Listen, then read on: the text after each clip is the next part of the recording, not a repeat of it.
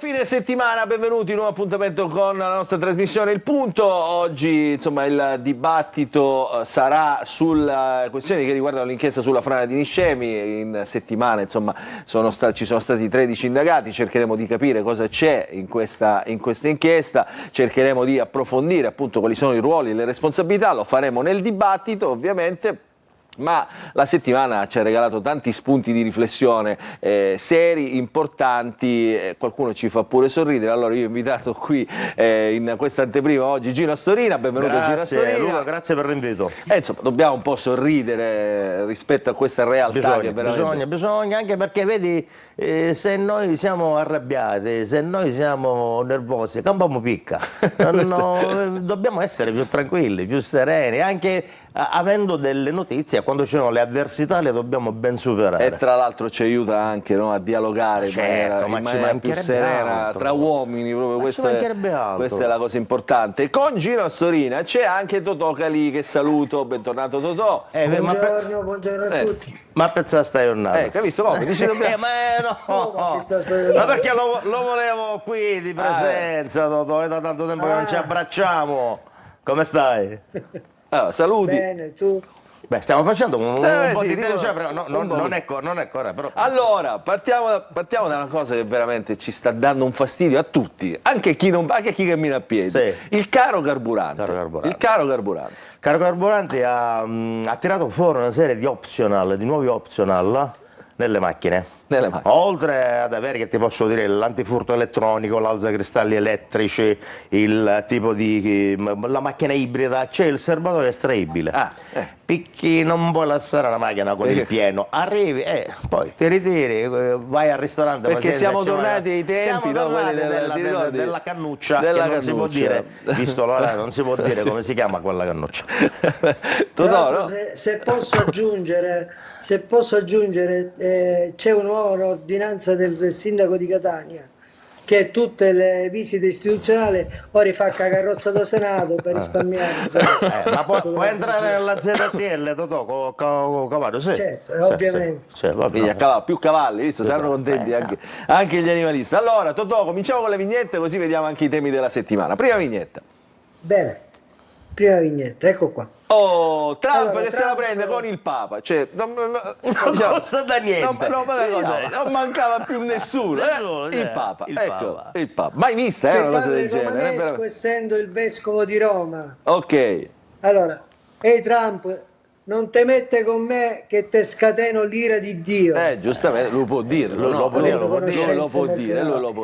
Anche se Trump è l'uomo più potente al mondo, non basta essere l'uomo più potente al mondo, lui mira a qualcosa divino. L'elevato. Sì, però se chiesto è divino buono. Come ubriaco, però.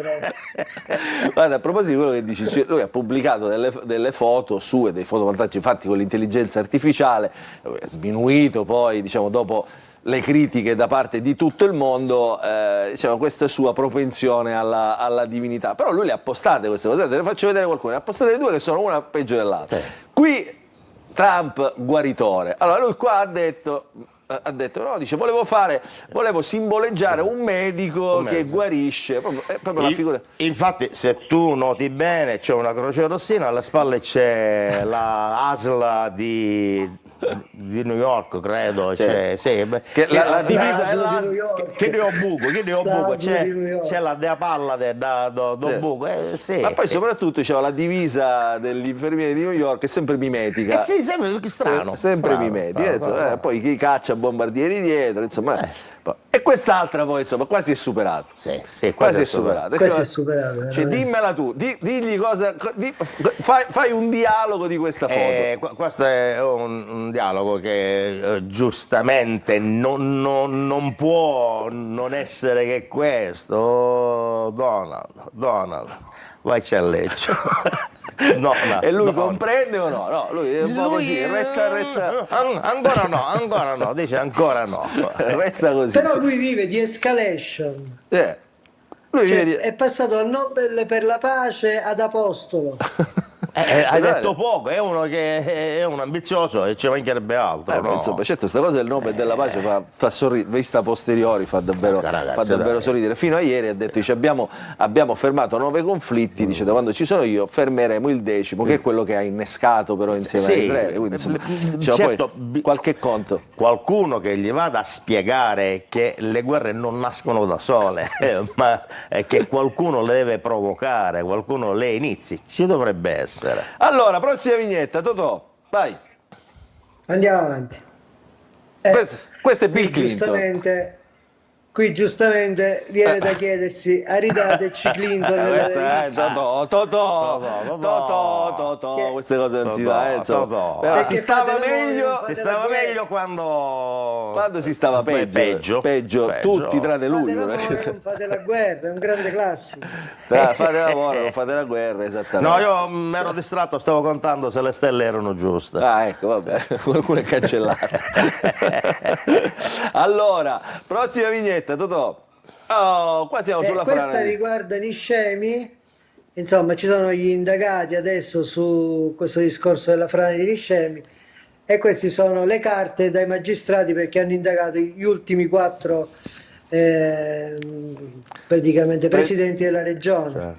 Ah, ecco, certo, quindi le carte. Anche se loro hanno dichiarato che la colpa è dei cacciatori sicani, quindi del 3000 a.C., che hanno fatto i primi insediamenti a Niscemi. Ma infatti si sta andando alla ricerca degli eredi, perché vedi i problemi politici, così come lo Moldova, si ereditano, si va ad ereditare sia la poltrona che i problemi che ci sono. No? Dice, sai, te lascio la visa e garanzia, ti lascio questo problema, vabbè, tanto io più 4 anni, e poi lo passo. In Sicilia diciamo i disagi sono come i diamanti, per sempre. Abbastanza preziosi anche a vedere, insomma, il valore di questa inchiesta. Ne parleremo dopo di questa storia di Niscemi, ovviamente con l'inchiesta, le responsabilità, questo è un tema serio, noi ci stiamo scherzando, stiamo sorridendo, però diciamo, Gino, questo è un tema, il dissesto idrogeologico nella nostra isola sta diventando veramente un problema in tutto il nostro paese, in realtà. Diciamo in tutto il nostro paese, perché anche in altre regioni. L'Emilia Romagna su tutti sta pagando un prezzo altissimo. Altissimo, e poi con il cambiamento climatico è chiaro che qualcosa sta succedendo. Noi dovremmo porre dei rimedi, e qual è il rimedio? Quello di andare a capire e non andare in emergenza, ma in prevenzione. Cosa che diciamo noi agiamo, e dico noi perché a qualsiasi livello, a livello nazionale, regionale, provinciale, comunale, magari di condominio, solo se una cosa si arriva all'ultimo momento si può aggiustare in emergenza e si cerca di non far crollare tutto il resto, e non dovrebbe essere così. Beh, certamente no. Allora, prossima vignetta, Totò, con chi ce l'hai adesso? Eccola. Ah, questa è la storia di un amore finito. La Meloni. La storia di un amore che finito. ci è rimasta male, che Trump insomma ha litigato con lei e quindi che diciamo mortacci. Perché Trump ha detto, dice, non è più come dire, affidabile. Non è più amica mia. Diciamo che lui ha traslato un modo di dire siciliano, lo ha traslato in inglese: voi non siete stati con noi non saremo con voi. Che sarebbe uno da fatta strada e poi un menno. E questo in un certo senso, no, Totò? In poche parole, no, Totò? Sì, praticamente. Tradotto in americano. In americano, when you the winter the summer. Certo, qualcuno poi glielo traduca. Senti, Gino, aspetta un attimo. Senti, ma visto che la tua trasmissione va a livello nazionale, fa cose, io non vorrei che questa qui è la sedia, quella lì che uno poi... Quella che poi si dimette, io no, siccome non c'è un dimettermi, dimettiti prima, cioè da qualcosa. Va bene. Dimettiti così abbiamo fatto il risultato. Ma è chi sta seggia, vero? Sì. Senti, l'altro giorno riflettevo, durante una conversazione, proprio sul periodo, no? Il tema, delle guerre, insomma, il tema anche degli armamenti, si è parlato molto anche di un esercito europeo, eccetera. Perché fai questa espressione? Luca, noi siamo messi malissimo. In che senso? Malissimo, guarda, veramente, spero che sia una cosa che non si possa solamente parlare ridendo. Ma signore ne scansa, una guerra. Speriamo mai, Ma speriamo, ma noi a ciò ci mandiamo. A chi mandiamo? Ai nostri giovani, certo, Ai sono nostri sempre giovani. di meno, Tipo, perché gli altri se ne vanno. I miei figli, non è questo qui, che quando tu vai a chiedere a un diciottenne, papà, stiamo inizia io, ma per forza io, ma che fa, ma perché? Oh, ma sai, dai una mamma, ma tutto io devo fare. Immaginare questi ragazzi che dovrebbero difenderci. Domani assalto alle 6, alle 6, a quest'ora, e poi siamo vestiti tutti uguali. Io un'idea ce l'avrei. Qual è? Un'idea ce l'avrei. Poi aspetti, intanto l'esercito così non va bene, no? No, Si non fa va, il selfie, le cose, va immagini, bene, no? certo, aspetta, facciamo tutti insieme, tutti insieme, dai, no, poi, questo inno non mi piace, ne mettiamo un altro, sto scappi che so. Quindi siamo per la pace. Già solo per la questo pace. noi siamo per la pace. Siamo per la pace. Poi, ma se un domani dovesse succedere succedere l'irreparabile che noi a tutti i costi dobbiamo, io direi, sentiamo. dichiariamo guerra alla Svizzera. Così ci mandiamo una. Questi sono neutrali, poi. Appunto, ci mandiamo un'email. Io guerra con un'email. Con un'email, ci mandiamo l'email. Una PEC, magari. No, la PEC la mandiamo l'indomani. PEC Perché la sera, verso le 8:30, no, quando ci sono gli uffici chiusi, noi mandiamo questa email dicendo vi stiamo dichiarando guerra. L'indomani mattina verso le 8, 8 e un quarto, quando già loro sono Loro già operativi, lavorano, perché loro già sono operativi, ci scriviamo con una PEC ufficiale, avete vinto. Noi ci arrendiamo, da questo momento siamo svizzeri. Siamo a carico vostro, pagate in pensione, pagate tutto quello che avete da pagare, per Natale mandate un orologio e un chilo di cioccolata, da questo momento siamo svizzeri. Ci arrendiamo, ma immediatamente. Però, perché non ci hanno pensato prima? Ma non lo so. Nel 45. Ci devono pensare nel 45. Ma no, perché sono stati impegnati a fare altre cose, ad andare. Pensa quanti orologi. Veramente quanta cioccolata. Ma di che da buona? Di quella buona. Di quella buona, certo. Non solo quella di Modica, noi davamo quella di Modica poi in cambio. Sì, vabbè, bello, dai ragazzi. Allora, prossima vignetta, Totò. Vai. Proprio la Meloni la questa Meloni, settimana ti ha ispirato. Esatto. Da risico a rosico. Questo è rosico, giustamente. Ma senti, ma tu come la vedi, Totò, questa cioè, dall'uomo, diciamo, della strada, come la vedi questo cambio, diciamo, di affinità? Cioè, Io credo che l'America abbia i suoi satelliti in giro per il mondo, noi facciamo parte di questi satelliti e quindi in questo momento loro chiedono appoggio soprattutto all'Italia che ha delle basi importanti americane e quindi non vogliono i bastoni tra le ruote per dal loro punto di vista, noi dal nostro punto di vista ovviamente facciamo un po' l'interesse. Che possiamo fare? Nulla. Facciamo l'interesse nazionale. Giro, tu come la vedi questa storia? Ma io come la vedo? Io in base ai penso, racconti che ci fanno, perché a me piace anche raccontare in questa trasmissione, diciamo, la percezione, no? La percezione, quello che si percepisce, la percezione di grande paura. Se fino a qualche anno fa sapere che c'erano delle basi tipo Sigonella, Aviano e via discorrendo, delle basi americane che a noi potevano dare la tranquillità. Perché si passa dalla serenità, dalla tranquillità, dicendo noi in ogni caso apparteniamo ad una grande organizzazione, apparteniamo alla NATO e siamo tranquilli perché pur essendo una nazione piccola abbiamo delle postazioni che ci possono difendere senza problemi. Una tutela, diciamo, in qualche modo. Una tutela, bravo, è questa la tutela. Dal momento in cui questa tutela non è più tale, ma deve diventare un qualcosa che poi potrebbe ritorcersi contro di noi, perché che ci difende da un attacco, che posso dire, iraniano, o non dico israeliano, perché fino a questo momento credo che non abbiano gli occhi puntati su di noi. Però invece di arrivare a Cipro con qualche centinaio, non migliaia, ma centinaia di chilometri in più si potrebbe arrivare anche qui. E allora lì scatta, dici, ma perché? Per quale motivo? Io ho paura, perché si ragiona così? Perché a casa mia dobbiamo fare questa cosa? È un punto di vista molto interessante, perché come sai ovviamente la psicosi è dilagante, l'abbiamo visto proprio con il caro carburante, appena si sono fermati per un giorno, 2 giorni, tutti hanno avuto paura di non poter fare il carburante. Quindi immaginate una situazione di conflitto, diciamo che sia ho percepito questa situazione qui anche al supermercato. Per 5 minuti, credo, non più di 5 minuti, è mancata la frutta al supermercato e già c'era. Ma come? Dobbiamo fare delle scorte, No, è questa la cosa che ormai siamo troppo dipendenti dalla serenità, grazie al cielo, dalla tranquillità, veramente, grazie al cielo.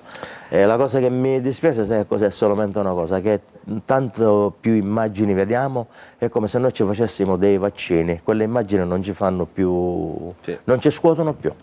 E questa è la cosa che mi fa paura, non ci scuotono più. Questo è quello che è successo con i migranti, che è davvero una tragedia umanitaria, però ormai sembriamo almeno esserci assuefatti a queste traversate, anche ai morti che arrivano spesso anche a Lampedusa. Abbiamo l'ultima vignetta, credo, Totò, che ci riporta al tema della trasmissione di oggi, eccola qua. Il mondo è sull'orlo del baratro. Anche noi nel nostro piccolo. Insomma, anche loro, poverini, insomma, Niscemi. E poi c'è sempre su Niscemi, questa la voglio fare commentare a Gino perché è bellissima, è chiaramente un fotomontaggio che però ha fatto, come dire, il giro dei social, eccola qua. Stupendo. Modello Hollywood, Niscemi. Ma questo è stupendo, i 4 presidenti americani che diventano i nostri 4 presidenti. Il Monte Rushmore. Sì. È una cosa carina. Ora loro 4 potrebbero fare un gioco siciliano molto carino, dove ci stanno tutte le persone vicine e bisogna dare la colpa a qualcuno. In ogni caso, questo gioco in siciliano si chiama Cugno Cutugno Amara Cucciurugno, che sarebbe: si mettono delle persone tutte quante attorno, uno gira e deve dare la colpa a qualcuno, sai come? Dando un colpo sulle spalle.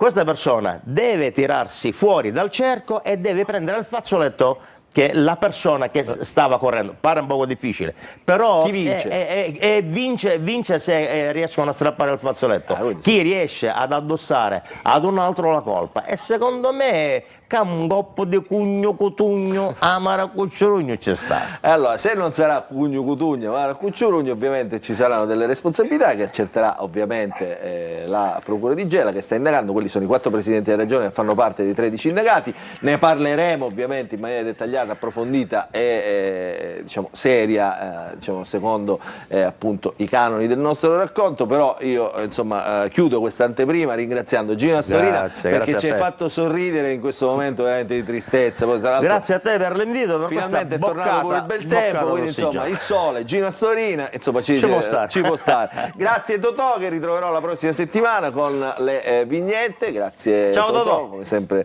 è sarcastico, ficcante con le sue vignette. Noi mandiamo la sigla subito dopo.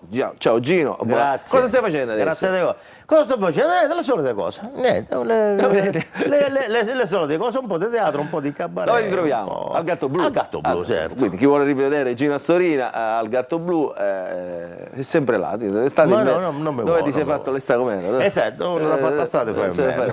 Grazie Gino Astorina. Subito dopo la sigla comincia il punto. Parleremo della frana di Niscemi, dell'inchiesta e degli indagati. Dopo la sigla.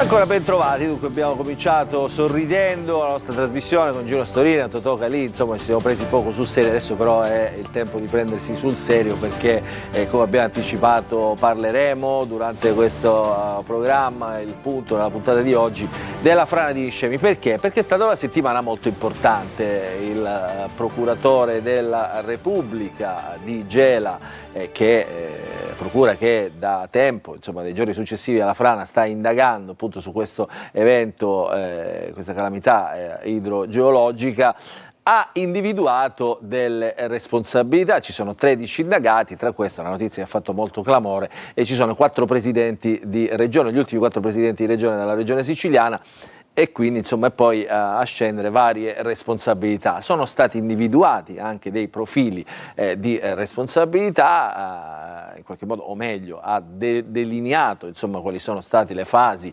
delle indagini e su che cosa si sta indagando. Adesso cercheremo di capire insomma cosa è stato fatto fino ad oggi, diciamo, proprio dal punto di vista delle indagini, e cercheremo di capire anche quali sono i profili di reato. Il reato generico, l'accusa generica è disastro colposo per tutti, l'indagine per disastro colposo. Allora vi presento gli ospiti, con me Fabio Mancuso, sindaco di Adrano, che in qualità di sindaco conosce ovviamente tutti i problemi dei sindaci, quindi rappresenta un po' i sindaci del territorio, parla ovviamente anche a nome del suo partito, il Movimento per le Autonomie. Ricordiamo, uno degli indagati è proprio il leader del Movimento delle Autonomie, Raffaele Lombardo. Saluto Nuccio Di Paola, coordinatore del Movimento 5 Stelle in Sicilia, deputato regionale, benvenuto Di Paola.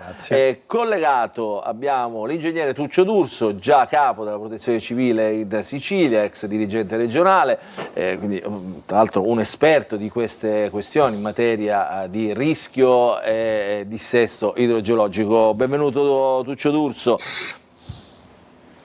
Buonasera, buon pomeriggio. Tra un po', e questo va bene, insomma, va bene così, D'Urso. Allora, tra un po' si collegherà con noi anche un altro, anzi uno degli indagati, un altro, l'unico insomma che ci sarà in questa trasmissione, che è l'ex presidente della regione, Rosario Crocetta, che ha tante cose da dire, ci ha detto diciamo fuori onda, fuori record, quindi diciamo, cercheremo di capire anche cosa ci vuole dire e vuole dire su queste, delle cose che ha già detto ovviamente Rosario Crocetta, che risulta anche lui indagato.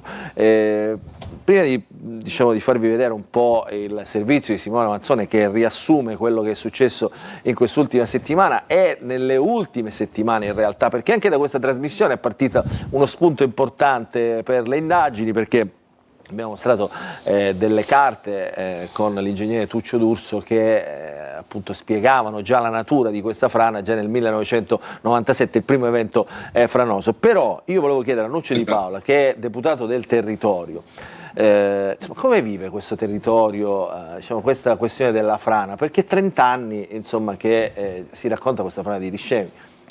Guarda, io più volte sono stato lì a Niscemi a parlare con gli sfollati, ma anche con tutti quelli che stanno vivendo questo enorme dramma, anche perché Gela e Niscemi sono confinanti, pochissima la distanza che separa i due comuni. E ti dico che c'è, oltre a una enorme amarezza, perché dobbiamo tutti comprendere che lì si stanno perdendo gli affetti, perché quando si mette in dubbio la propria casa, quando a un certo punto la propria casa probabilmente verrà abbattuta, o già ci sono case che sono state abbattute tramite l'evento franoso, è chiaro che lì ci sono cittadini a cui la vita è stata sconvolta, e quello che mi ha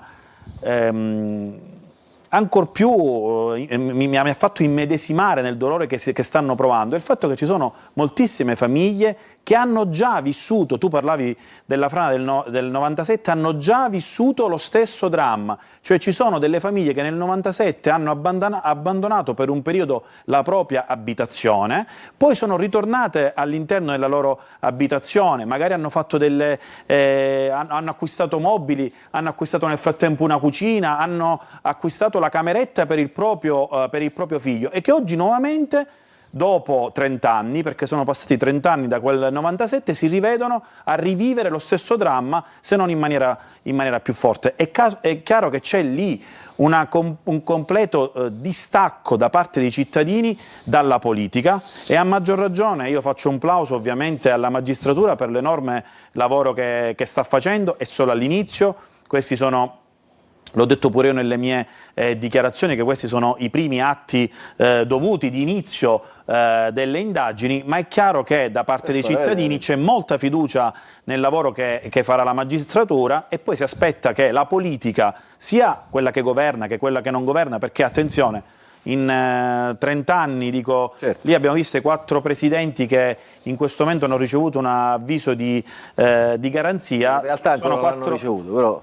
che vabbè, che comunque c'è un procedimento e quindi in qualche modo sono avvisati che c'è un procedimento di indagini. Sono 4 presidenti di varie forze politiche, certo. quindi è tutta la politica lì che si deve interrogare di quello che sta accadendo. 16 anni. Anche perché il segnale qual è? Lì è una popolazione, Luca, che comunque ha in questo momento sia questo evento franoso che sta rivivendo, ma ricordiamoci che è la stessa popolazione che ha vissuto tutte le vicende del MUOS, cioè una popolazione che nel corso degli anni ha avuto spesso molte promesse fatte dai vari governi o da chi comunque è andato al governo tramite ovviamente delle elezioni, quindi tramite la politica, ma poi è stata disillusa, cioè in qualche modo quei cittadini sono stati abbandonati al loro dovere. Ecco, in questo momento aleggia questo tipo di sensazione su Niscemi. Quindi disillusione. Disillusione totale. Totale, perché ovviamente, guardo anche Fabio Mancuso, che è stato deputato regionale, insomma, diciamo, è questa la sensazione. Tra l'altro, lo voglio dire anche ai nostri telespettatori, noi cercheremo di capire anche i ruoli di questi indagati, perché al di là dei presidenti della regione cercheremo di capire anche che ruolo hanno avuto in questa vicenda, ci aiuterà anche Tuccio D'Urso, ma diciamo, cercheremo di capire anche i ruoli, diciamo, di questi dirigenti regionali, perché qui, diciamo, poi subentrano a cascata varie presunte infatti stiamo parlando, però lo dico al buio perché ancora, prima l'ho detto, gli indagati non hanno ricevuto ancora neanche l'avviso di garanzia e adesso spiegheremo il perché attraverso le parole del procuratore Vella, quindi non sappiamo di che cosa di fatto nello specifico sono accusati. Mancuso. tanto la fiducia alla magistratura, perché è giusto che dopo 30 anni di solidarietà da parte di tutti qualcuno indichi esattamente chi ha la responsabilità, in questo caso penale, di quello che è successo.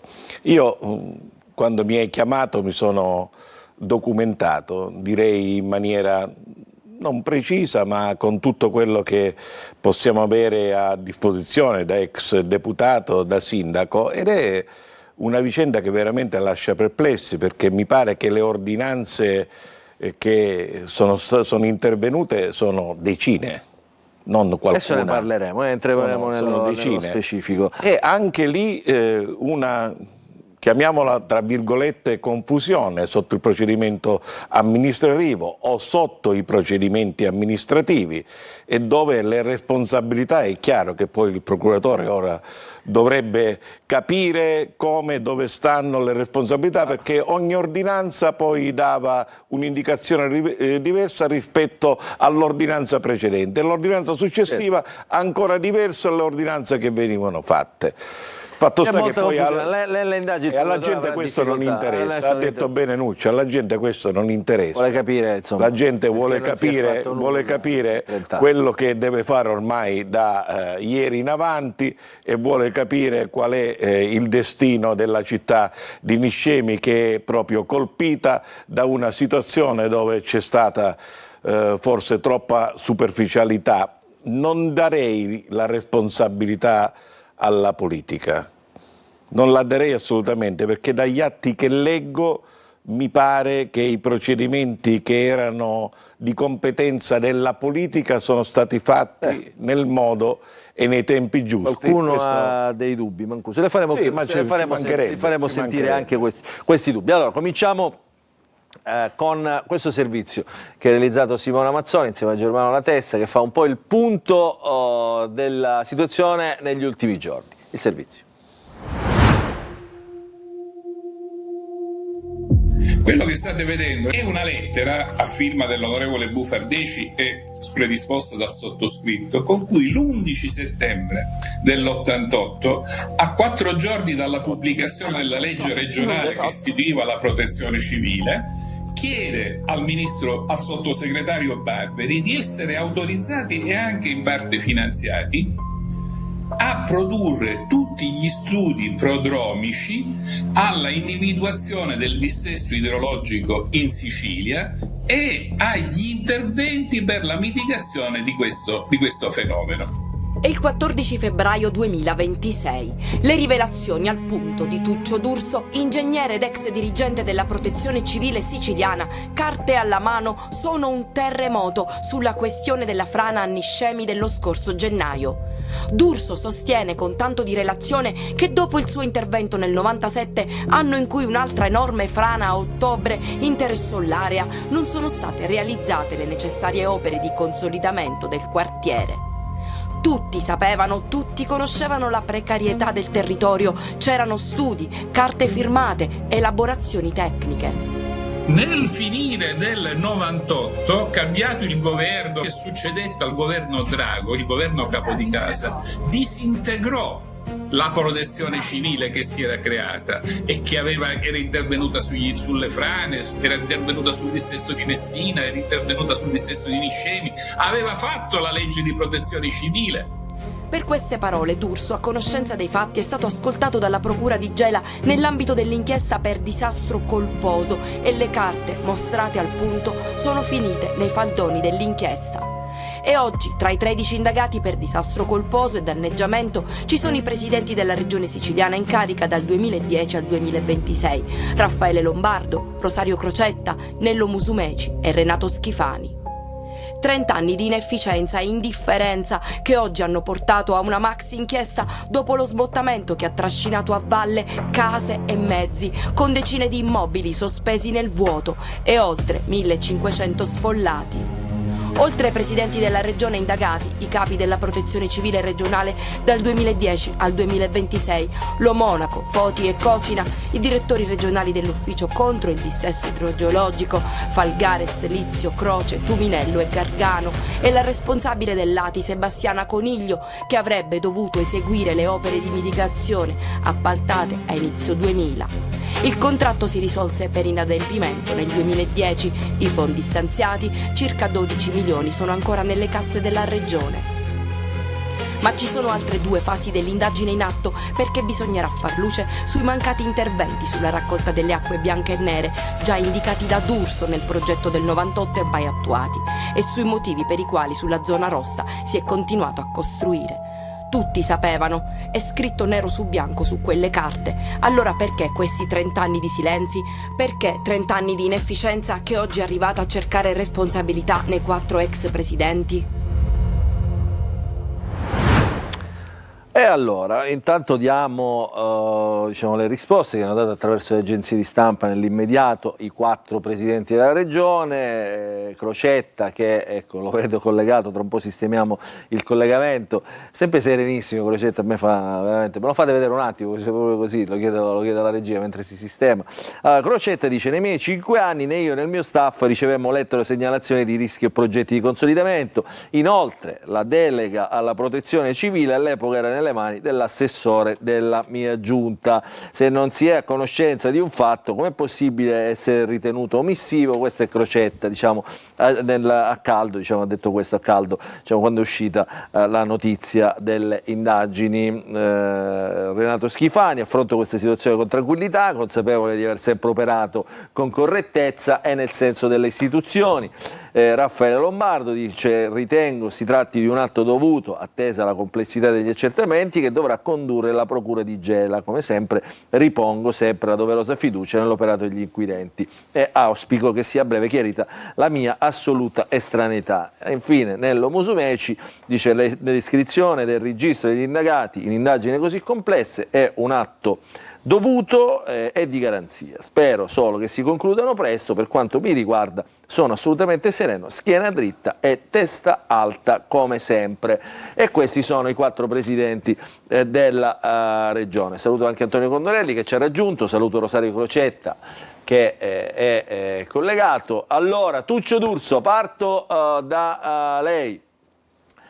Abbiamo fatto un po' il punto di questa situazione, non ci sono carte in questo momento, non risultano, diciamo, non ci sono stati neanche gli avvisi di garanzia, sono stati annunciati, adesso sentiremo un nuovo metodo. È stata annunciata l'iscrizione al registro degli indagati, non l'avviso di garanzia. sicuramente saranno effettuate delle notifiche nel momento in cui saranno eseguiti degli atti che riguardano le persone che sono in questo momento interessate solo dall'iscrizione nel registro degli indagati. Allora facciamo così, prima di dare la parola a Tuccio D'Urso, sentiamo il procuratore Vella in questo che è appunto la questione che riguarda la fuga di notizie, perché in una parte della conferenza stampa ha voluto lui precisare il perché ancora non ci sono gli avvisi di garanzia. Sentiamo il procuratore Vella. È stato passato a carico di noti con l'iscrizione nel registro degli indagati di 13 soggetti. Questo ufficio ha in programma di svolgere a breve attività di sequestro di documentazione nella disponibilità di alcuno degli indagati con necessarie informazioni di garanzia che verranno notificate agli stessi e ai loro difensori.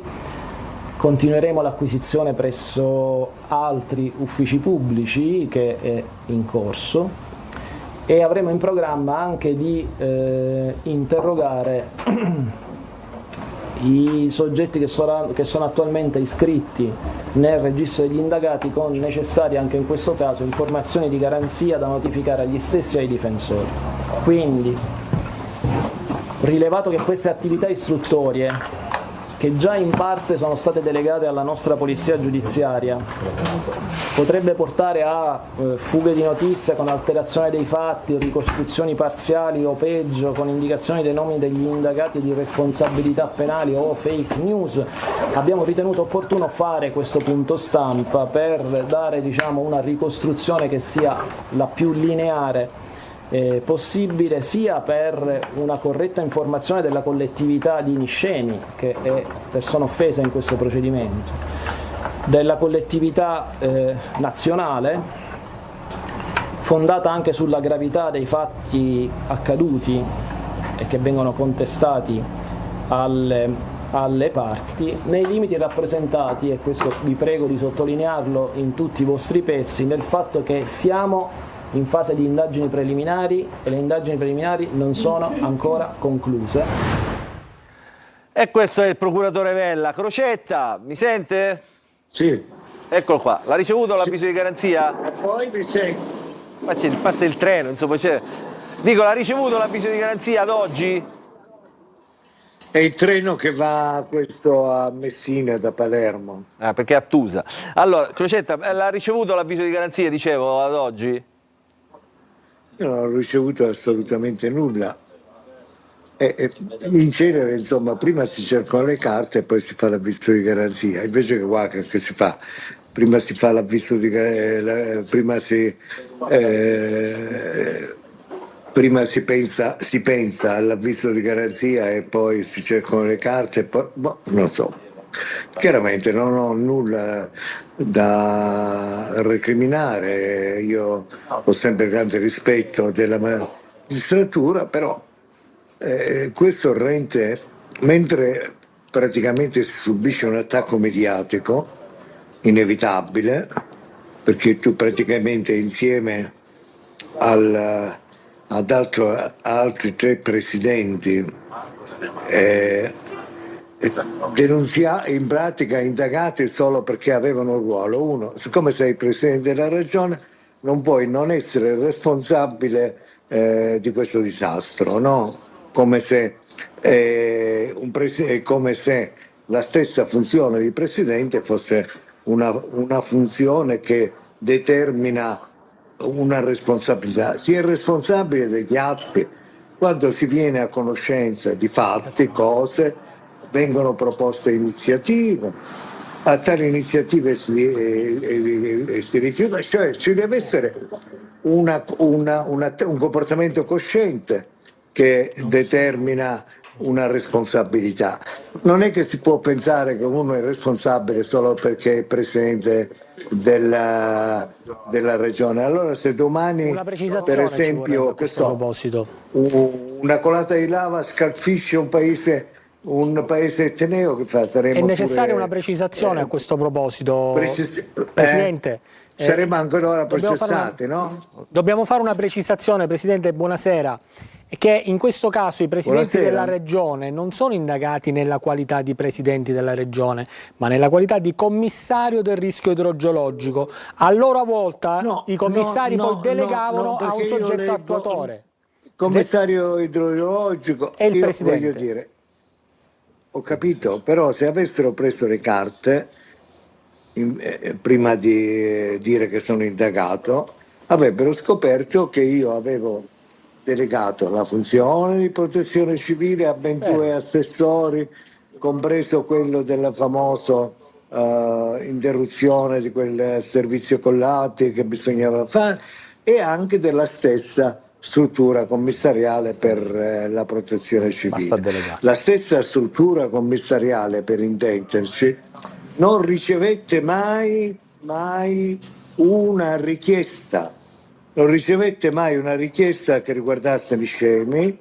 Tutti i progetti sono stati presi dalla piattaforma Rentis e sono stati 2012. finanziati e appaltati tutti i progetti. Fra le altre cose, l'accordo, noi come avendo fatto l'accordo per il patto per la Sicilia, 2016. su 2 miliardi abbiamo dedicato il 25% col mio governo proprio al dissesto. Non esiste la E parola sono Niscemi stati in questo patto. finanziati tutti i progetti che erano, fra l'altro, per poter entrare nel criterio di Posso finanziamento, spiegare gli appalti? quei progetti dovevano essere esecutivi, per intenderci, ma di Niscemi nessuno ne parlò e ne richiese, e anche i fondi rimasti. Dice, se no giusto ci per- sarebbero stati, perché no? In realtà Se avesse c'era avuto... I se no fondi, ci- quelli rimasti, non possono che essere non lo sapeva rimasti nessuno. alla protezione civile. Anche questo, dico, voglio dire, sono le cose. Chi aveva il capitolo di spesa su Niscemi, quando perché all'inizio la protezione civile nazionale assegnò all'ingegnere capo del genio civile di Caltanissetta di fare il progetto, quel progetto che poi Lati non volle continuare perché lo considerava Allora, inattuabile, Crocetto, un attimo, perché sennò i addirittura- nostri telespettatori non addirittura capiscono pericoloso. niente. Quindi io deduco che i fondi siano rimasti lì alla Allora, protezione Crocetto, un civile. attimo, perché sennò Ma poi nel 2016 io non ero responsabile neppure della protezione civile. Crocetta, dicevo un attimo, perché sennò i nostri telespettatori non capiscono niente. C'è un arco temporale Certo, troppo... non riesco a capire perché. Esatto, perché c'è un arco temporale troppo ampio da ricostruire, lo sta facendo. E abbiamo detto, certo, io la non sono Procura... Presidente della Regione Esatto. dal 2012, Dal 2012, 18, dalla fine del 2017 e gli arriva un avviso di fino alla garanzia fine del per una 2010. frana che si verifica dopo un'interruzione del 97, cioè a me sembra che si tratti di un provvedimento di pesca a strascico. Allora, Cioè, io questa butto la sensazione, rete- aspetti un attimo Crocetta, e questa sensazione, diciamo, in maniera, come dire, sotto traccia... Qualcuno di questi sarà responsabile, ma Esattamente, nella quindi- vita si è responsabile per gli atti che si compiono o che si omettono perché si è a conoscenza. Se io Crocetta, non un vengo- attimo, perché la devo non interrompere. solo, anche continuando la tesi in quanto Dice che non c'è era a la legge conoscenza Bassanini che distingue in modo dell'esistenza netto di questa i problematica su poteri Niscemi. Che nessuno glielo amministrativi da quelli politici. Allora, fermi Chi un mi attimo, doveva devo andare in presentare pubblicità. il progetto di Niscemi. Allora, Crocetta, un attimo, devo andare in pubblicità. Dopo le faccio commentare e voglio sentire Tuccio D'Urso, ovviamente, che di questa frana di Niscemi conosce bene tanti aspetti. Dopo la pubblicità.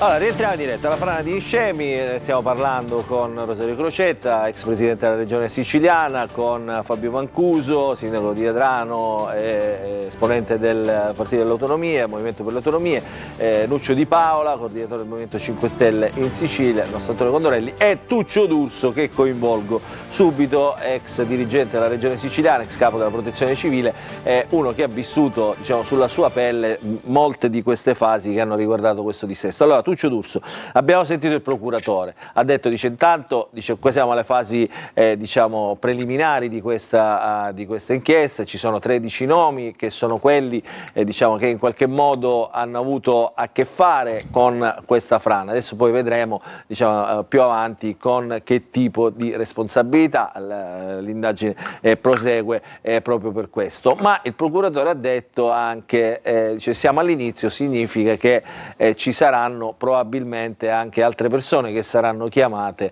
a rispondere di questa frana. Il riferimento potrebbe essere... lo ha anche anticipato. Esattamente, potrebbe essere alle figure diciamo di secondo livello, istituzionali, quindi sindaci, province, nel frattempo ha consentito di costruire o di ristrutturare o di dare concessioni edilizie su quei territori. Allora, Tuccio D'Urso, io un paio di domande veloci. Questa frana, la prima frana si è verificata nel 97, perché si comincia a indagare, o meglio la Procura di Gela comincia a indagare diciamo solo dal 2010? Io,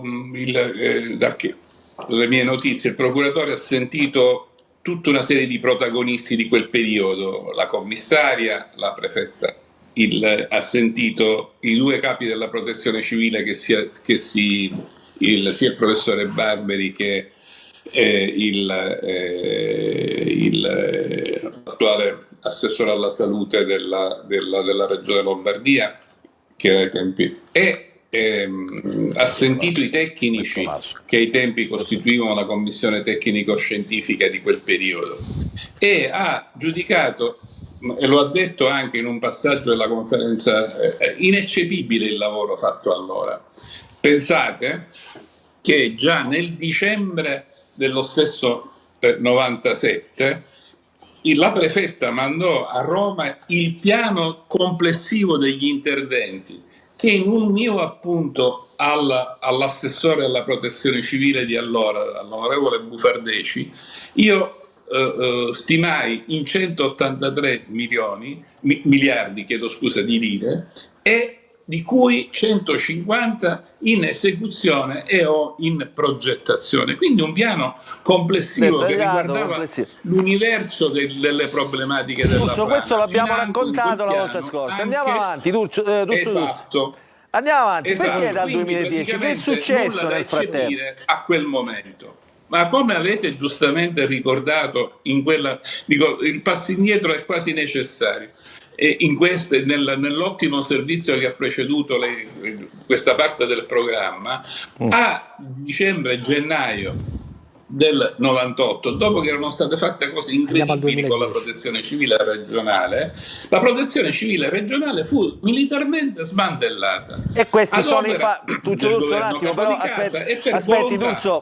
aspetti, dobbiamo capirci, perché i tempi televisivi ovviamente sono più stretti. Andiamo al 2010, perché queste cose noi le abbiamo raccontate in anteprima, e questi atti, quelle carte, quello stralcio della trasmissione è arrivato nel fondo dell'inchiesta, perché appunto il procuratore voleva capire. Tra l'altro lo dico ai nostri telespettatori, Tuccio D'Urso è stato pure sentito dagli inquirenti. Per 10 ore. Andiamo al primo decennio. Il primo decennio è scandito da una ordinanza di protezione civile redatta da Bertolaso e firmata dal presidente Berlusconi, ed è del 2006, dell'aprile del 2006, che puntualmente testimonia il fatto che fino a quella data a Niscemi non era stato fatto nulla. In quell'ordinanza viene nominato soggetto attuatore e viene nominato commissario l'assessore alla protezione civile della regione siciliana, il quale poteva nominare un soggetto attuatore.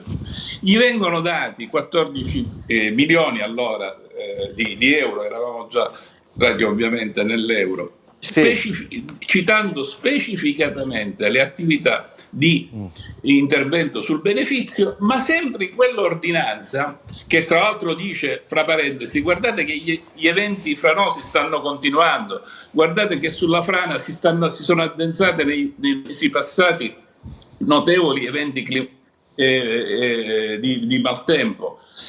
L'ordinanza recita anche gli interventi fatti dal presidente della regione, che ai tempi deve essere Cuffaro, al fine di sollecitare una nuova ordinanza di protezione civile, ma è un documento politico amministrativo incredibile, cioè testimonia il fatto che dal 97-98 al 2006 a Niscemi non era stato fatto nulla. Poi questo sta parlando Crocetta, alzatevi Crocetta che non sento quello che dice. Allora, questo documento ve lo facciamo vedere, noi ce l'abbiamo ovviamente nell'atto del 2006 del batteria, del documento del Consiglio. Volete fare dire sta cosa? Neanche deputato europeo. Del Consiglio dei Ministri. Crocetta, che è successo? Sta scaricando Allora, voglio dire questo. la batteria. La questione che riguardava l'ATI e il progetto mai fatto, perché da un lato perché la variante veniva ritenuta esosa, dall'altro perché il progetto è inattuabile, eccetera, eccetera, era incardinata sulla base di uno studio che aveva chiesto la protezione civile nazionale e affidato all'ingegnere Castiglione, che poi passò alla protezione civile regionale. Gli atti che chiudono questa vicenda sono fatti dal responsabile della protezione civile dell'epoca. All'epoca dei fatti io non sono informato di nessuna cosa, né ero responsabile della protezione civile, perché avevo dato questa delega a degli assessori che si sono succeduti. Dice Quindi, Crocetta, io vorrei sapere che c'entro io in personale, questa cosa, giusto Crocetta? Beh, non è una sentenza di iscrizione Possiamo regionale. andare ai fatti però bisogna rendersi amministrativi conto. piuttosto che ai racconti. Esatto, non è che bravo. uno può Andiamo ai essere fatti. responsabile Andiamo solo ai perché fatti, diventa andiamo ai presidente della regione e deve conoscere. Allora Crocetta, sentiamo Mancuso cosa vuole dire, Crocetta. La tesi che sia la struttura commissariale, finisco, Sì. va verificata dal procuratore, perché se il capitolo di spesa è rimasto alla protezione civile come io ritengo, allora è molto difficile accusarci in quanto responsabili del dissesto, cioè della responsabili della struttura del dissesto.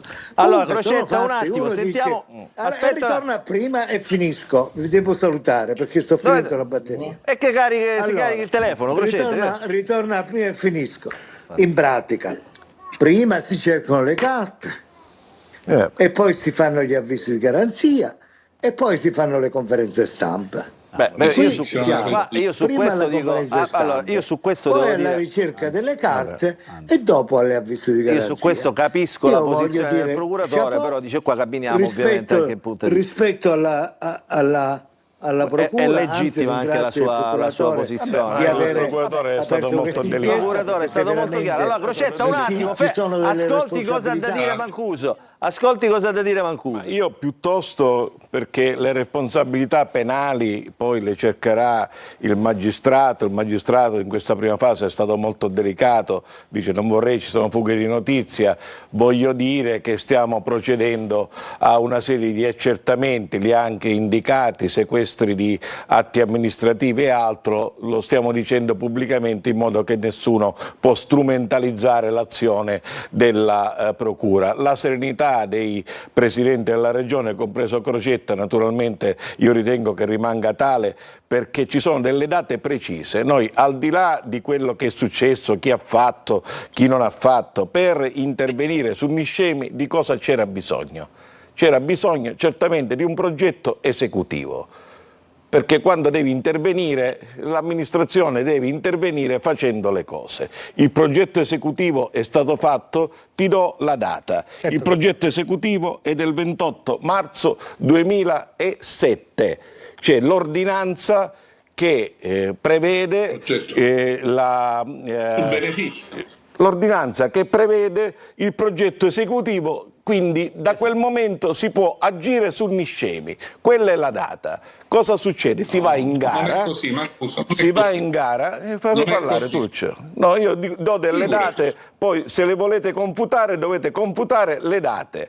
Quindi il 28 di marzo, ordinanza del commissario delegato, viene approvato il progetto esecutivo dell'intervento di consolidamento della frana. Questa è la data. Il 18 maggio 2009 sono affidati i lavori il 18 maggio 2009. È la protezione civile che gestisce Intervenne, tutto, io la stazione appaltante non la conosco, non la so, io parlo di atti amministrativi. Quindi si sta intervenendo su Niscemi con una gara, con un progetto esecutivo e una gara. Non si capisce bene. Questa ordinanza della Presidenza della Regione è del 2006, quindi poi si svolge la gara. La gara aspetta, perché dobbiamo capire cosa succede in queste date, per questo ti dico le date, le leggo, per non sbagliare. 18 maggio 2009, affidati i lavori a Unati. Il 15 novembre 2010, dopo 1 anno e 2 mesi, viene disposta la risoluzione in danno. Quindi viene mandata via la società che si aggiudica la gara per intervenire su Niscemi. Non è finita. Non è finita. Però questa, Mancuso, è una prima anomalia, perché quando viene mandata... Diciamo, aspetta perché non è finita. L'8 aprile 2013, 3 anni dopo. Esatto. 3 anni dopo, stazione appaltante che ha la responsabilità sulla gara, cosa fa? Accordo transattivo con la ditta che ha cacciato.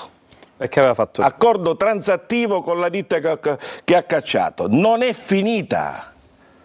24 maggio 2016, dopo 3 anni, si conferma il provvedimento di risoluzione del contratto, di nuovo cacciati via. 2016. Quindi la politica in tutto questo non è che può entrare, o il Presidente della Regione, non so chi, in una gara che viene affidata per intervenire o bloccare o altro. C'è un procedimento amministrativo, la gara viene affidata, risolto il contratto, fanno l'atto di transazione e di nuovo mandati a casa. Insomma, scusami, mi pare, aspetta, fammi finire, mi pare chiaro. A questo si aggiunge l'ordinanza del 2009. L'ordinanza del 2009 è importante come l'ordinanza del 2006, dove nell'ordinanza del 2009 si prevede l'intervento in 3 fasce per liberare la fascia gialla della situazione che aveva Niscemi. I soldi sono stanziati, si interviene solo su 25 abitazioni sulla prima fascia, sulle altre 2 fasce non si sa cosa succede. Allora, ci sono un po' di domande qui da fare. La prima domanda: perché non sono stati eseguiti i lavori? Esatto, proviamo a rispondere. Ho studiato tutti gli incartamenti dell'ATI che comprende l'impresa Comer dell'ex presidente dell'ANCE Salvo Ferlito. Quello che emerge da dopo l'aggiudicazione sono i rilievi sulla qualità progettuale, cioè l'impresa contesta la tipologia di progettazione che però lui si è aggiudicato. Però ci sono delle contestazioni che anche da parte dell'ente appaltante vengono riconosciuti, cioè c'era un progetto fatto male che addirittura non solo era irrealizzabile, ma che in caso di realizzazione avrebbe messo a rischio l'incolumità delle persone. Quindi per esempio si stendeva il bitume nel corso del torrente, sopra si mettevano le pietre, cioè era una cosa che non stava nel cielo di terra, che è stata aggiudicata. Loro arrivano alla transazione pensando ci sono stati anche dei rincari di prezzi, perché devo dire le cose come stanno, ci sono stati dei rincari di prezzi e si è arrivata a una transazione per 7,5 milioni di euro. Dopodiché purtroppo le criticità che erano emerse, perché l'impresa qualunque impresa ha voglia e intenzione di guadagnare se è possibile. Io non difendo l'impresa e non difendo neanche la stazione appaltante, vi sto raccontando quello che emerge dalle carte. Emerge che loro arrivano al 2016 che dicono facciamola finita, rescissione del contratto. Ora tutto questo è atipico e il fatto che comunque venga... Scusa Antonio se ti interrompo, diciamo, e questa è la vicenda di questa impresa che era stata individuata. Siamo al secondo decennio. Funziona negli appalti, insomma, negli appalti con l'amministrazione pubblica, qui c'è un sindaco, insomma, un deputato regionale, un dirigente della regione siciliana, cioè se le controversie con un'azienda che deve svolgere i lavori sono all'ordine del giorno, cioè esistono da sempre. Di solito si fa una graduatoria, ci sarà stata una ditta al secondo posto che avrebbe comunque dovuto svolgere i lavori in sostituzione di questa ditta. Comunque i lavori si sarebbero potuti fare. Perché questi lavori non sono stati fatti? Perché questa graduatoria? Luca, questo è un ulteriore accertamento che farà la magistratura, ma io voglio dire, non per difendere la politica, ma una volta che tu mandi in gara sul dissesto di Niscemi e c'è una ditta che si aggiudica l'appalto, cosa puoi fare? Che devi fare un'altra gara su una gara già fatta? Non è che puoi andare oltre. Tra l'altro hai detto bene tu. Entra un'autorità che è esattamente. l'ANAC, no? Io capisco l'intervento dell'amico Mancuso, perché giustamente va a concentrarsi maggiormente su un determinato periodo. Dice la gara è stata giudicata, quindi in teoria c'è un'azienda che deve iniziare i lavori. Ma qua stiamo parlando di un percorso che è durato un decennio, forse più, 30 anni, no? Dove non è possibile, dico, e io ora comprendo che i presidenti delle regioni, do la mia solidarietà a chi poi fa il presidente della regione, qua tutti vogliono fare tra le altre cose il presidente della regione, ma hanno delle responsabilità in mani e lo vediamo anche in situazioni che poi possono avvenire. Ora Crocetta anche dopo, collegato, ma è stato chiarissimo, anche dopo volevo anni sapere di un periodo però, Luca, dove non ero io prima e non ero dopo. Luca, però permettimi di dire una cosa, non è possibile che dal momento in cui si sceglie di fare il presidente della regione, perché è una scelta, non è un qualcosa che l'ha prescritto il medico, dice lo devo fare per forza, dal momento in cui si sceglie di fare il presidente della regione, non è possibile che oggi, io su questo l'ho già detto nei giorni passati, non è possibile che oggi ci sia un ex presidente della regione tra i 4 che in questo momento ancora non hanno l'avviso di garanzia, ma c'è la possibilità, come ha detto il procuratore, che sono inseriti all'interno di un registro, che dice io sono stato a Niscemi, e mi riferisco all'ex presidente Musumeci, oggi ministro della Repubblica Italiana, che dice io sono stato 2 volte a Niscemi, ma nessuno mi ha detto niente, nessuno mi ha fatto sapere che c'era questo evento e c'era questa frana così importante. Ora dico, un presidente della regione, è vero che si occupa solo della parte politica e di indirizzo, però la parte politica e di indirizzo, dal momento in cui si insedia all'interno della presidenza della regione, può subito chiedere, visto che il dissesto idrogeologico, e diceva bene Condorelli, comunque è di responsabilità dei presidenti della regione, poi possono, attenzione, delegare, ma quando ti insedi, tu devi avere, tutti hanno delegato. Sì, ma quando ti insedi deve avere un documento che spiega le criticità di tutte le situazioni come Niscemi, perché attenzione, non è che ci sono Niscemi in Sicilia con queste situazioni, ci sono situazioni, Luca, che di questo genere in Sicilia ci sono tantissime, a volte solo la fortuna e solo il buon Dio non causa danni, ma ci sono eventi e progetti che vengono bloccati per varie motivazioni, e il presidente della regione comunque deve avere un cronoprogramma, deve capire se su Niscemi per 15 anni non si è agito e se ci sono stati tutti questi intoppi. È possibile mai che un presidente della regione, ex presidente, ministro della Repubblica Italiana della Protezione Civile, dice io non ne sapevo nulla? Deve andare in pubblicità. Allora un attimo. Luca, ti devo rimproverare. Che è successo, D'Urso? Perché l'unico che dici che sono prolisso sono io, mentre no, poi no, tutti gli altri tuoi ospiti parlano. Che Tuccio D'Urso, lei parte da lontanissimo, perché l'inchiesta ha dovuto condensare anche... Perché parla di quello che sa, no? Ma purtroppo molti parlano di quello che non sanno. E questo è il guaio, il male della nostra regione. Allora facciamo così, Tuccio D'Urso. Ma questo è brutto però, perché noi abbiamo letto degli atti, non di quello che non sappiamo. Ma non ce l'aveva con quello che leggiamo. In generale, credo. Di quello che leggiamo, non di quello che... Non credo ce l'avesse. Io e Nuccio parliamo di quello che leggiamo e delle poche notizie che abbiamo. E poi ognuno valuta in base alle proprie considerazioni. Allora, fermi un attimo. Sono verità assolute. Però voglio rimanere sui fatti. Voglio rimanere sui fatti e sulle carte. Ci fermiamo un attimo, pubblicità, poi vi faccio sentire il procuratore Vella che spiega su che cosa sta indagando, perché il procuratore è stato chiarissimo durante la sua conferenza stampa, ha voluto essere quanto più esaustivo possibile proprio per non lasciare spazio a interpretazioni, dietrologie, come le ha chiamate lui, fake news, eccetera. Quindi lo sentiamo al rientro, poi voglio sentire Tuccio D'Urso che ci spiega adesso a che punto siamo con queste carte, subito dopo. Allora, rientriamo in diretta, dicevamo, sentiamo il procuratore Vella sulla conferenza stampa, insomma uno stralcio della conferenza stampa che riguarda le responsabilità, insomma le indagini che indagano appunto sulle responsabilità della frana di Niscemi, quali sono le fasi di queste inchieste e come è stata coordinata. Sentiamo.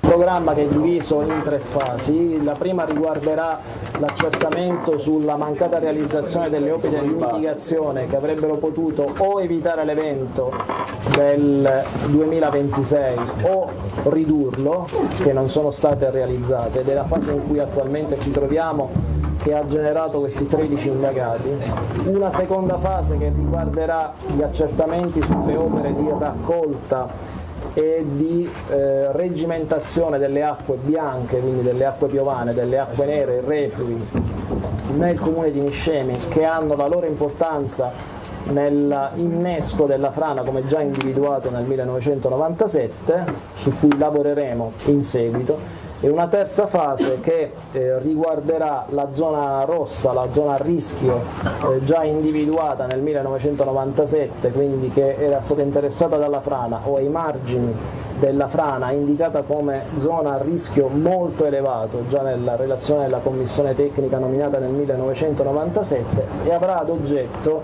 l'eventuale mancato sgombero e demolizione degli edifici che si trovavano in quella zona e il blocco delle nuove costruzioni, e quindi se sono state rilasciate autorizzazioni a costruire che non potevano essere rilasciate o se si sono verificate realizzazioni di costruzioni abusive. Noi attualmente, ripeto, siamo nella prima fase. Questi 13 indagati allo Stato da considerare non colpevoli fino alla sentenza definitiva riguardano le opere, la mancata realizzazione delle opere di mitigazione. Quindi chiarissimo, no, il procuratore, cioè questa prima fase di indagine riguarda la mancata realizzazione delle opere di mitigazione del rischio, cioè c'era una frana, si sapeva da tutte le carte che questa frana continuava ad avanzare, non si fermava eccetera, perché nessuno ha fatto niente? Questa è la domanda, diciamo, che si è posta la procura e che adesso insomma troverà le responsabilità. Allora, Antonio Condorelli, andiamo a vedere dentro chi sono questi 13 indagati, tolti esatto. i presidenti della regione, diciamo. Che partiamo dai presidenti della regione, che sono quindi 4, e già abbiamo detto chi sono. Poi ci sono. Anche perché è curioso, no? Qualcuno si è fatto anche questa domanda: come mai non c'è Cuffaro, che veniva prima di Lombardo e che ha vissuto anche lui questa fase? Perché ha detto il procuratore che la parte che ha al centro di queste verifiche è quella relativa dal 2010 in poi, quindi non le fasi precedenti. La fase che interessa questa fase di indagine è questa. Poi la scelta potrebbe essere stata fatta anche in relazione a possibili maturazioni di tempi di prescrizione, eccetera, eccetera. Esattamente. L'ipotesi di reato, abbiamo detto, è disastro colposo, e quando il reato è colposo vuol dire che c'è anche una inosservanza di leggi, imprudenza e imperizia. Quindi cosa vuol dire? Che se la legge individua come soggetto responsabile del dissesto idrogeologico la figura del commissario, allora si può ipotizzare in questa fase, è legittimo la procura lo faccia, ed è normale che il soggetto deputato dalla legge a eseguire determinate opere sia il commissario, che poi a sua volta delega. Ma non trasferisce la responsabilità eventuale penale, che è non personale. totalmente, diciamo. Questo, io non sono un giurista, sono un giornalista. Andiamo avanti. Poi sono coinvolti i vertici della protezione civile regionale, perché ora qui noi vediamo che sono 3 i soggetti principali presenti. 1, i presidenti della regione, e l'abbiamo detto. Poi ci sono i vertici della protezione civile, perché è bene che le persone sappiano che in queste fasi c'è stata una fase in cui erano i responsabili della protezione civile a gestire gli appalti, una fase in cui poi è subentrata la figura del soggetto attuatore, che veniva delegato dal presidente della regione, che in alcuni casi era contemporaneamente anche il dirigente generale della protezione civile, come è stato per esempio con Calogero Foti. Calogero Foti in persona, in sé, il doppio ruolo, cioè di dirigente generale della protezione civile e soggetto attuatore, cioè la persona che doveva eseguire i lavori, cioè che era delegato dell'ufficio. Andiamo ora a chi sono. Ingegnere Pietro Lo Monaco, che è stato dirigente generale della protezione civile dal 2012 al 2013 sotto il presidente Lombardo e poi con Crocetta. Calogero Foti dal 26. Diciamo nell'iter, diciamo Lombardo-Crocetta. Lombardo-Crocetta. In quel lasso di tempo. Poi è stato Calogero sostituito da Foti appena entrato. Calogero Foti, che io ho scritto dal 26 febbraio 2013, presidente Crocetta, fino al 2017, 18 novembre, con presidente Musumeci. Poi abbiamo, io qui ho segnato anche Salvatore Cocina dal 19 giugno 2020 a oggi, perché questa è l'ultima fase. Poi abbiamo, andando indietro, c'è una fase in cui anche risulta presidente Nello Musumeci come commissario, però in questo caso non ci interessa, e dottor Vincenzo Falgares dal 10 gennaio 2012 al 31 gennaio 2012, quindi quasi per un anno. Poi abbiamo i soggetti attuatori dei quali stavamo parlando prima, e sono Salvo Lizio, Maurizio Croce, E questo è importante, perché quando Crocetta parlava, dice guardate che io ho delegato un mio assessore all'ambiente, era Maurizio L'assessore Croce. all'ambiente era Maurizio Croce. Maurizio Croce del quale potremmo parlare, perché è un burocrate di altissimo profilo, però ha patteggiato a Messina nell'inchiesta in cui lui è stato da commissario delegato, è stato da commissario del rischio idrogeologico, lui è stato candidato per il centrodestra alle elezioni amministrative del comune di Messina e avrebbe, ma ha patteggiato sia lui che l'imprenditore che ha fornito questi soldi, che è l'imprenditore Capizzi, sindaco di Maletto, avrebbe ricevuto decine di migliaia di euro di soldi provenienti da un appalto del rischio idrogeologico per finanziare una campagna elettorale. Su questi fatti, se qualcuno ha qualcosa da smentire, lo dica, perché c'è stato un patteggiamento a Messina e abbiamo anche studiato le carte. Dopodiché c'è Sergio Tumminello, e stiamo andando a finire, che è l'attuale, che è stato nominato il 13 novembre 2024, mentre era socio della società Indearc che lavorava per lo stesso ente per il quale è stato nominato come commissario. È regolare?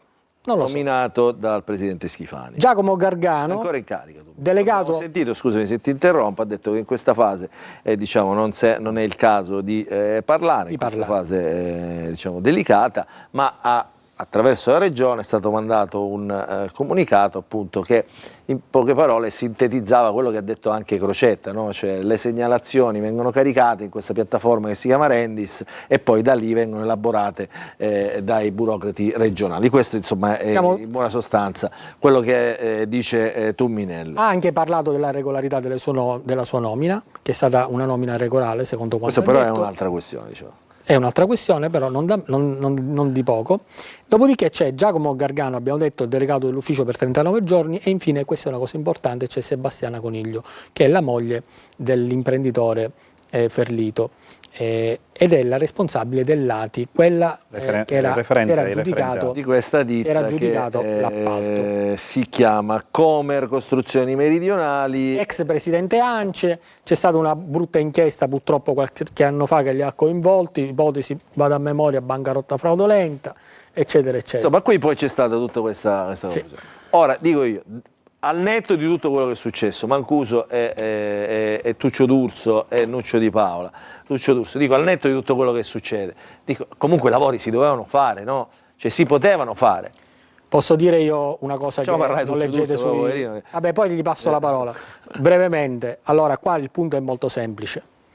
Magari. Non so se sarà questa procura a dirlo, ma allora quello che risulta a me e quello che risulta comunque agli osservatori è che una parte, non tutta, ma di questi fondi del dissesto idrogeologico e degli appalti gestiti anche dalla protezione civile siano diventati il bancomat della politica, e ci sono imprenditori che scottano, e in questo momento assicuro che c'è una parte del centrodestra e c'è anche una parte non solo del centrodestra che sta tremando, perché sono coinvolti imprenditori di primo piano del panorama degli appalti. Però questa, tu lo sai, è una tesi, diciamo, tua, giornalistica, della quale ovviamente suffragata. Ti prendi ovviamente le tue responsabilità, noi restiamo vedi che il sindaco annuisce, è una tesi suffragata. Nell'arco delle ipotesi, ovviamente. Diciamo, queste sono. Allora, Tuccio D'Urso, restiamo su Niscemi, quindi siamo arrivati, diciamo, ai giorni nostri, no? No, prima volevo fare una notazione di costume. Prego. Che fra questi presidenti ce n'è uno che ha dichiarato in radio, perché c'è la registrazione, che lui non conosceva Niscemi. Schifano. Non che non conosceva la frana di Niscemi, ma che non conosceva il comune di Niscemi. È una registrazione della Radio Nazionale di cui appunto si conservano il file. E il tema che mi permetto di imputare alla politica è di non avere su questa circostanza dato alcuna indicazione, avere inteso la frana di Niscemi quasi come un fastidio e non come un'esigenza primaria di una intera popolazione che è esposta a un rischio incredibile. Nel calcolo del rischio, cioè i beni esposti, comprese le vite umane, moltiplicato l'evento calamitoso, Niscemi è la prima in Europa, perché un evento calamitoso che si è già verificato e per cui non si era fatto nulla, moltiplicato per case e migliaia di persone che ci abitano di sopra, danno il rischio più alto in tutta Europa. Ora, che per 30 anni la politica abbia inteso questo come un fastidio, ormai da ex dirigente regionale, non posso non sottolinearlo, ed è inutile tutta una serie di interlocuzioni. Non è d'accordo Mancuso, con lei, non è d'accordo Mancuso. È la politica che dà le indicazioni ai direttori, è la politica che controlla l'operato dei direttori, e se i direttori non lavorano è la politica che li rimuove o li bacchetta o li richiama ai loro doveri. Aspetti un attimo, Duccio D'Urso, guardi, oggi abbiamo intercettato a Taormina, per favore, un attimo, e poi continua. Abbiamo intercettato a Taormina Troncarelli, che è il presidente dei geologi. Guardate cosa ha detto Troncarelli a proposito di quello che dice Duccio D'Urso. Guardate, lui è presidente dei geologi. Cosa si può fare per mitigare gli effetti della frana di Niscemi? Allora, intanto si può investire in conoscenza, che certamente è un passaggio obbligato. La zona era già nota, era già stata investigata, era stata attenzionata da uno studio precedente a seguito dell'ultimo evidentissimo movimento franoso del 97, a valle del quale una commissione appositamente nominata dalla Protezione Civile licenziò un rapporto piuttosto completo. Si può fare quello che già quel documento, a cui hanno fatto seguito i documenti della commissione ministeriale voluta dal ministro Musumeci, di cui ho fatto parte, riprendevano le conclusioni, ovvero monitorare, cercare ovviamente di capire le cause, limitarne gli effetti con interventi sul territorio che erano interventi già noti. Quindi quello che manca probabilmente è la volontà politica di dare attuazione a programmi di prevenzione e con modelli predittivi e un approfondimento geologico. Dall'epoca sono passati 30 anni, che sono elementi imprescindibili per cercare di attenuare il fenomeno in atto. Ci sono dei tempi che avete pensato? Allora, sulle tempistiche è sempre difficile fare dei ragionamenti. Diciamo che degli interventi di monitoraggio sono già in atto, quindi a valle della frana si è attivato il centro di competenza con tutta una serie di attività di approfondimento che hanno consentito per esempio la riduzione della fascia di rispetto dai 150 metri originari agli attuali 100 metri, però sulle tempistiche è chiaro molto dipende da come evolve il fenomeno, che attualmente per fortuna probabilmente vedrà un vettore spostamento ridursi anche con l'approssimarsi della stagione estiva, quindi con afflussi meteorici di fatto ridotti, ma che probabilmente in tempi autunnali vedrà probabili riattivazioni di intensità tutta da vedere, ma con delle riattivazioni che dovranno certamente essere controllate. Allora, geologi dicono, attenzione, dice, questa frana non si ferma, si può riattivare, dice si fermerà adesso con la bella stagione, ma si potrà riattivare. Diceva il geologo Troncarelli che diciamo, concorda con Tuccio D'Urso, che dice, guardate, la politica deve dare le indicazioni, i tecnici arrivano fino a un certo punto, però se la politica non dà le indicazioni, non stabilisce le priorità, qui, perché fa così, Mancuso? Perché non è così. Di Tuccio D'Urso e no, io non lo dico a nessuno, io ribadisco quello che ho detto e aggiungo a quello il progetto esecutivo fatto da una commissione che tutti riconoscono di altissimo profilo. Il progetto esecutivo prevede la realizzazione di una galleria di valico del torrente Benefizio al torrente Vallo Pozzo, la sistemazione idraulica del torrente Benefizio, l'allontanamento provvisorio delle acque nere del depuratore in disuso e sistemazione idraulica dell'incisione a valle di esso. Questo è il progetto esecutivo. Il progetto, ma questo è del beneficio, questa è una delle cose. Questo è il progetto esecutivo che va in gara. Va in gara. Una volta che va in gara, il progetto esecutivo si deve eseguire. Non l'hanno eseguito. La politica, quando c'è un procedimento amministrativo avviato e quindi c'è una gara assegnata, cosa deve fare?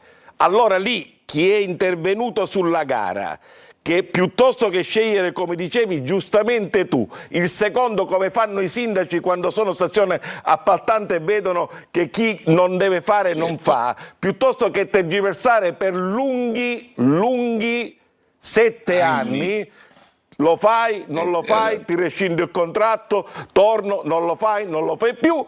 Prendevano il secondo se accettava le condizioni, procedevano. Se invece il secondo non accettava, si rifaceva eventualmente la gara. Ma posso credere che gli scienziati veri che hanno fatto il progetto esecutivo e l'ordinanza che questo progetto esecutivo lo ha dato per eseguirlo, non hanno fatto qualcosa di buono e quindi la società non si può fare, non si può fare. 7 anni la gara. La politica cosa c'entra?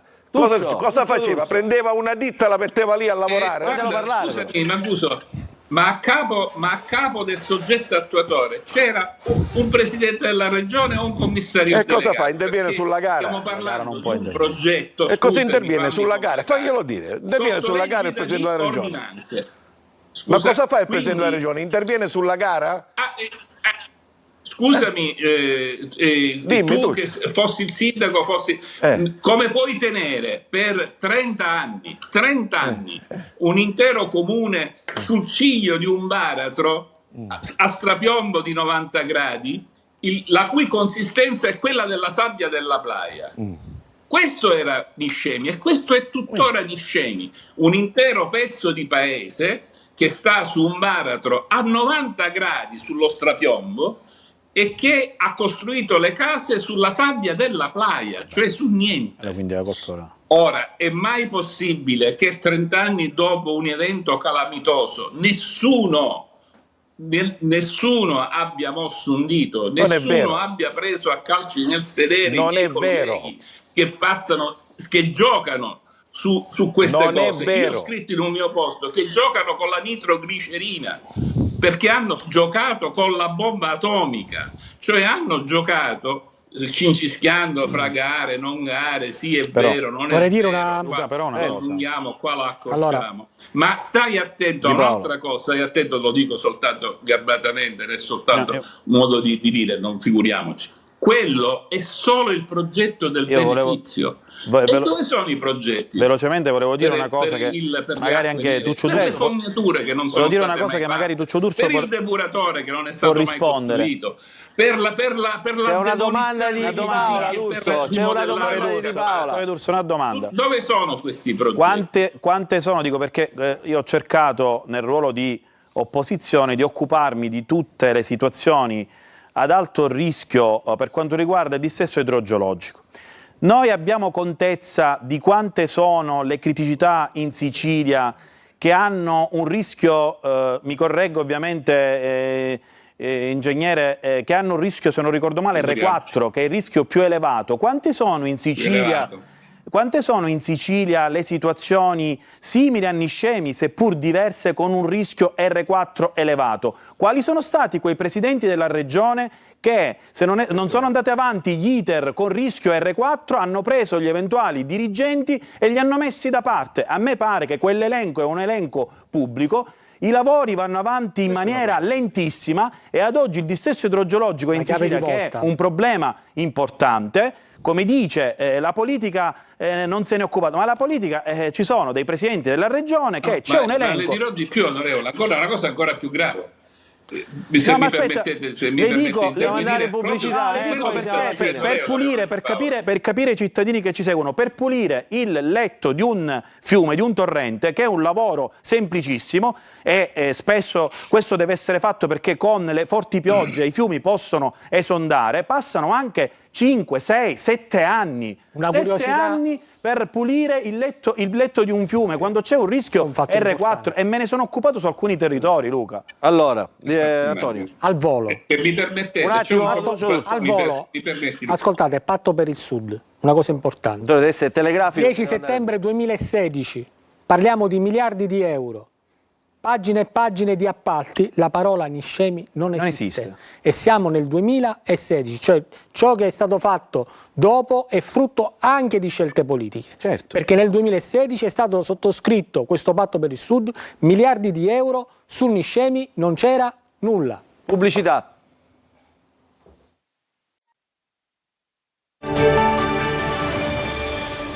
Entriamo, siamo veramente in chiusura. Allora, insomma, l'argomento ovviamente è appassionante questa della frana di Niscemi, anche per come si sta sviluppando nell'inchiesta condotta dalla Procura di Gela, con il procuratore Vella che ha iscritto nel registro di indagati le prime 13 persone, ce ne saranno altre, con varie tipologie di responsabilità. Siamo arrivati un po' al punto, no? Cioè, tanti soldi, insomma, che si dovevano spendere non si sono spesi, la domanda è dove sono finiti. Tra l'altro l'ha detto proprio il procuratore in questa fase, dice ci sono ancora 12 milioni mai spesi, che sono pochissimi, ma erano già destinati a queste spese. Allora, in chiusura, prima di salutare gli ospiti, do il benvenuto a Giorgio Battaglia, non so se c'è. Dove è andato? Allora, siamo veramente in chiusura. Allora, andiamo a chiudere. Tuccio D'Urso, intanto grazie, abbiamo uscito altre carte oggi, abbiamo visto il documento, questo qua del firmato da Bertolaso, i tempi di Berlusconi, quindi pensate un po' quanti anni fa, insomma, si parlava della frana di Niscemi, anche 2006. Allora, 2006, quindi 20 anni fa, esattamente 20 anni fa, quindi, ed era la frana del 96. A 10 anni dalla prima frana. Esattamente, a 10 anni dalla prima frana, oggi a 20 anni dalla seconda. Decennio. Abbiamo visto anche questo documento degli interventi di consolidamento e frana a Niscemi, dove viene scritto nero su bianco, insomma, su tante carte, di chi sono le responsabilità, insomma, di questa ATI che è fallita, di questa associazione temporanea di imprese che doveva svolgere i lavori mai svolti, e poi abbiamo anche approfondito i nomi di chi c'era e di chi c'è e che ruoli hanno in questa fase. Prima di salutarci, avevo chiamato Giorgio Battaglia perché volevo che lo facesse lui questa parte, diciamo questo appello, perché domani è la 29esima giornata nazionale della donazione e trapianto di organi e tessuti. Siccome noi diciamo, eccolo qua, Giorgio Battaglia.